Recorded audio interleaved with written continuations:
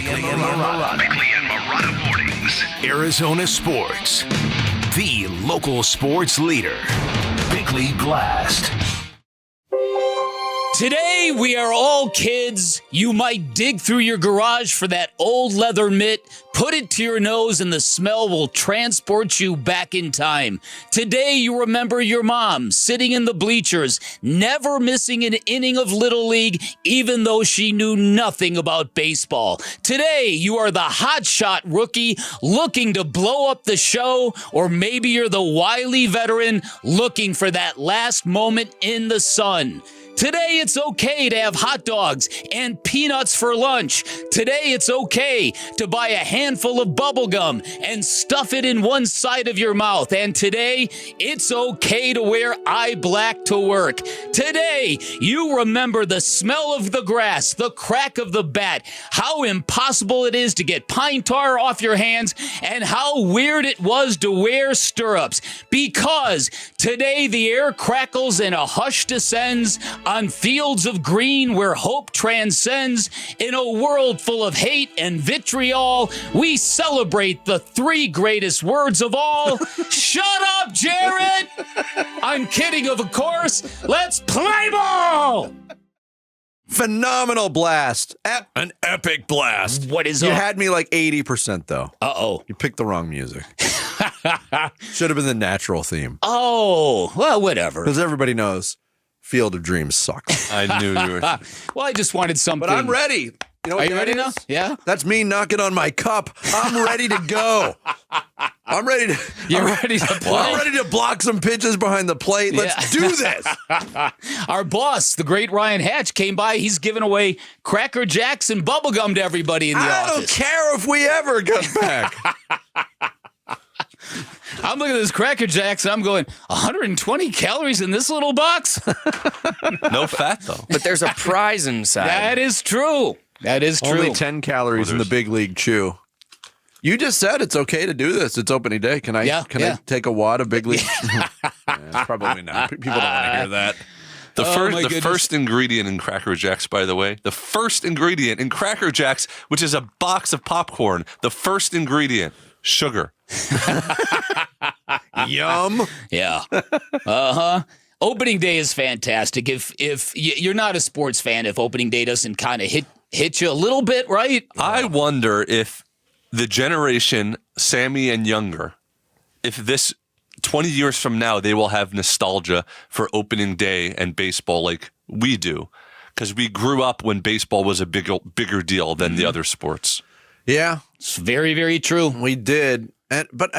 And people try to paint the picture like, oh, baseball is irrelevant. It doesn't matter. People find it boring. And I don't think it's as widespread, popular with young people as it used to be.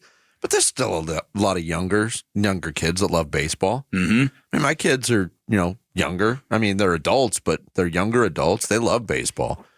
And for me, like, we're talking about geeking out over opening day, and this will show my age. Pre-internet, like being in grade school, one of the things I did, and I was so excited for it every year. It wasn't like you could just go on the internet and check up to the minute stats. So I would have like a pad of paper, Right. and I would individually like update the stats every day so I could see what they were. That way, we used to have to wait for the sporting news to come out to see what the stats were. And by the time you got the stats, they were already 4 days out of date. So I wanted to be more up to date. So I would lightly write the stats in pencil, and then the next day I would erase that and add to the totals. That's what a dork I was. Well, about listen, day. as a guy who covered baseball in the early 90s, you would have to cut the box score out of the newspaper, and you'd have to keep them sequentially for research, because when you were covering baseball, you might go, oh, wait, what happened 10 games ago? Now it's boom, you just get it. Yeah. There used to be so much that went with being a baseball fan.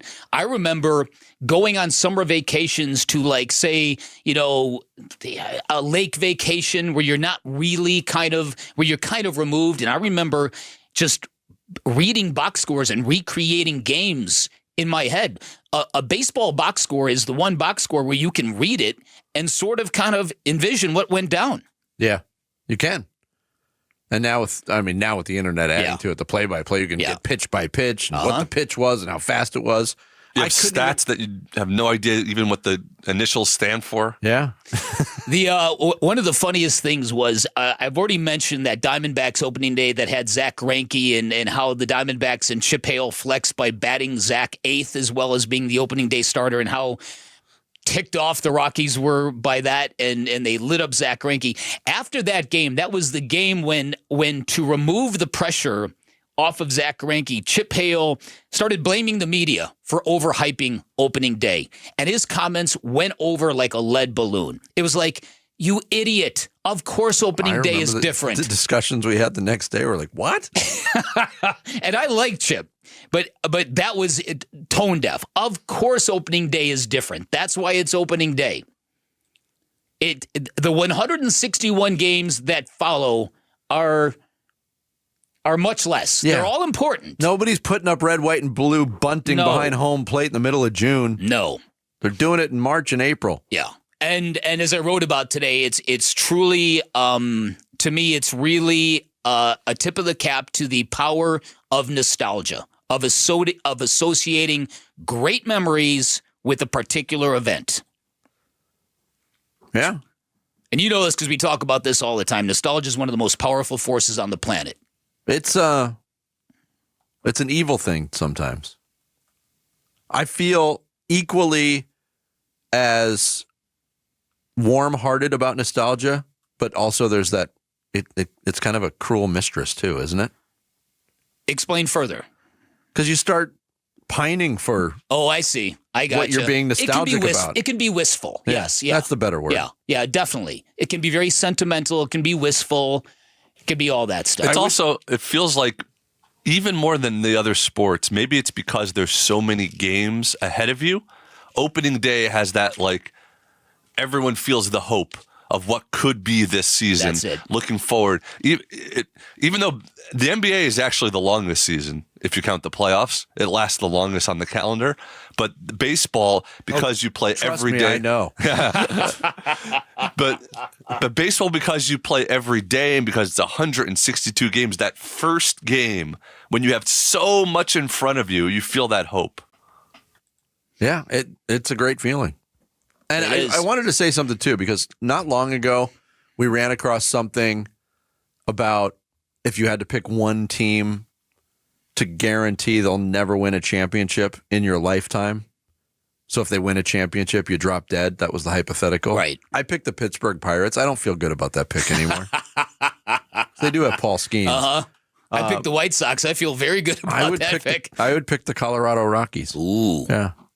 And you know what the best thing about me saying that is I didn't upset anybody in our audience because I've never met a Colorado Rocky fan in my life. The Rockies made the World Series this century. I mean, it's not like they are always terrible. Congratulations. It's never going to happen again. Not with their current ownership. It might not. Not with their current ownership in the division, the state of the division. Thanks for watching Bickley and Marotta. Click to see the latest Bickley Blast and hit the button in the middle to subscribe to Arizona Sports.